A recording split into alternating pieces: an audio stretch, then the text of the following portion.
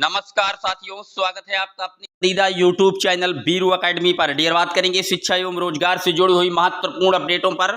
सबसे पहले बात करेंगे डीएलएड अभ्यर्थियों के लिए बड़ी खुशखबरी है। डीएलएड में प्रवेश लगातार जारी होने के लिए शासन से अनुमोदन प्राप्त किया जा रहा है। वहीं पर प्राथमिक विद्यालयों के विलय के विरोध में एक बड़ी खुशखबरी आई है। बड़ा विरोध जारी है और उसके बीच सरकार ने एक बड़ा फैसला लिया है। आइए शुरुआत कर देते हैं, लेकिन जितने लोग चैनल पर पहली बार विजिट कर रहे हैं सब्सक्राइब करके बेल आइकन प्रेस कर लीजिए।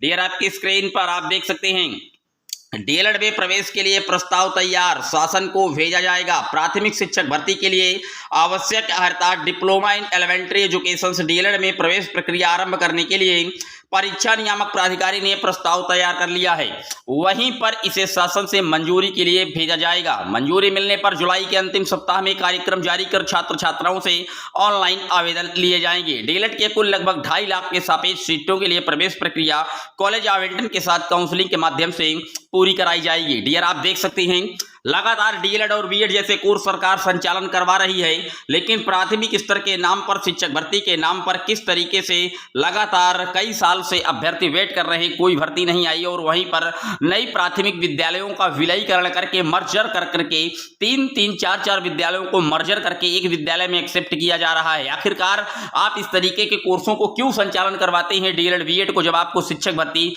नहीं निकालनी। फिलहाल डीएलएड करने वाले अभ्यर्थियों के लिए रास्ता साफ होता दिख रहा है। डीएलएड में प्रवेश के लिए प्रस्ताव तैयार है। जुलाई के अंतिम सप्ताह में पूरा जो डिटेल्स कार्यक्रम है विज्ञापन का वो विज्ञापित कर दिया जाएगा। डियर बात कर लेते हैं अगली अपडेट की। अगली अपडेट विद्यालय विलय को लेकर के प्रदर्शन लगातार जारी है। यह आप देख सकते हैं प्राथमिक विद्यालय मढ़िया दीन तारा के विलय के खिलाफ बच्चों ने प्रदर्शन कर डाला।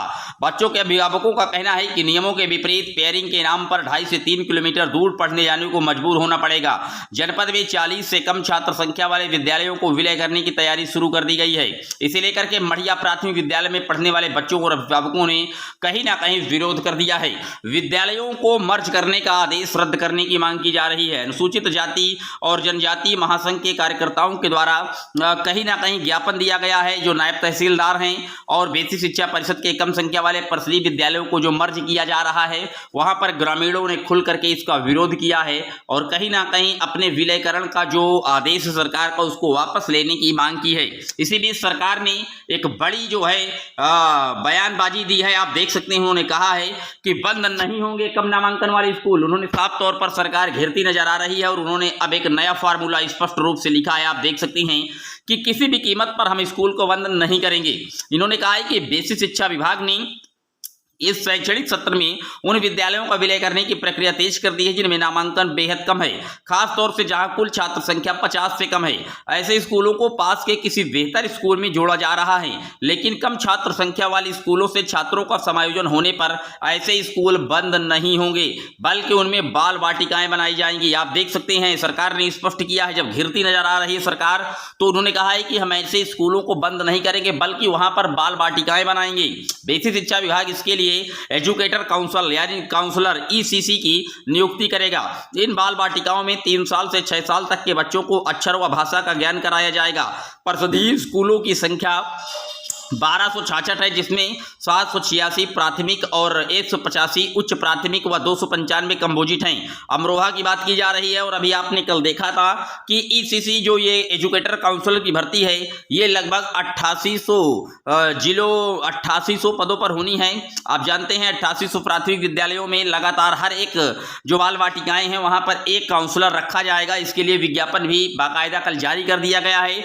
तो सरकार अब नया फार्मूला बना रही है कि हम जो वो विद्यालय हैं कम छात्र संख्या वाले जिनको हम मर्जर कर रहे हैं उनको बंद नहीं करेंगे, बल्कि वहां पर हम बाल वाटिका खोलेंगे। और बाल वाटिका में आप जानते हैं संविदा में एजुकेटर काउंसिल रखे जाएंगे और वहां उनकी जो एलिजिबिलिटी है वो या तो स्नातक गृह विज्ञान से होना चाहिए या फिर एनटीटी जैसे कोर्स होने चाहिए। डीएलएड या बीएड के कैंडिडेट किसी भी तरीके से अलाउड नहीं किए जाएंगे। तो प्राथमिक विद्यालयों के विरोध में बड़ी खुशखबरी है। सरकार कहीं ना कहीं ये मान रही है कि हम विद्यालय नहीं बंद करेंगे, वहां पर बाल वाटिका खोलेंगे, लेकिन निश्चित तौर पर जिस तरीके से प्रदेश में विलयीकरण हो रहा है प्राथमिक विद्यालयों का, उन सब के बीच में सरकार ने एक नया जो दांव है खेलना शुरू कर दिया है और डीएलएड के जो प्रवेश हैं लगातार कराए जा रहे हैं। भर्ती के नाम पर केवल और केवल धन उगाही की जा रही है।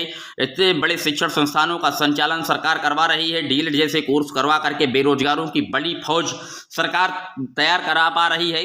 शिक्षक भर्ती नहीं दे पा रही, तो सरकार से अनुरोध है कि इन सारे कोर्सों को तत्काल प्रभाव से बंद किया जाए। लेकिन यहाँ पर एडमिशंस के लिए विज्ञापन हर साल तुरंत आ जाता है और भर्ती के नाम पर जब अभ्यर्थी धरना प्रदर्शन करते हैं आयोग पर, तो उनको सिर्फ और लाठी डंडों और जेल भेजा जाता है। आपकी क्या राय है पूरे वीडियो पर कमेंट कर दीजिएगा। पहली बार आए सब्सक्राइब कर लीजिएगा। जय हिंद, वंदे मातरम।